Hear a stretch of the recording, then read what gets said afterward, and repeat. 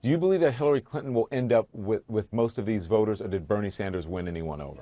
I'm sure Bernie Sanders won some people over. He made a compelling and a persuasive argument. But black voters in South Carolina seem to be committed to the Clintons for a range of reasons, some of which, most of which I don't agree with. But nevertheless, they seem to be committed to Hillary Clinton and committed to her coalition. I think Hillary's going to have a very, very, very good day on Saturday. Yeah. Do you hear Bakari is ha-ha-haing you? What? I don't know. Bakari likes Hillary. I mean, you know, and that's okay. But I think right now black voters have to think beyond a limited sort of political imagination, as white voters do, and say who has the capacity to make our dreams come true. Not in a great by and by sense, but in a very practical political sense. Who can make policy that actually operates in our best interest? And that's a question for Hillary and Bernie.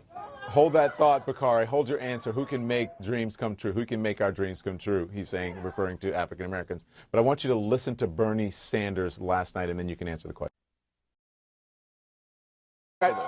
But Marc, last time, and we discussed as well on CNN, the last two times, 2008 and 2012, we talked about black issues a lot with then candidate Obama, right? Well, that's the problem. Oftentimes, black issues get marked to be designated only for the black candidate. And the question was, post-Obama, will black issues become a thing of the past? And right now, what we see, unfortunately, is that as we get towards South Carolina, black voters are at the center of discussion. But what will happen a month from now? What will happen 2 months from now? I have to push back a little bit against Bakari here.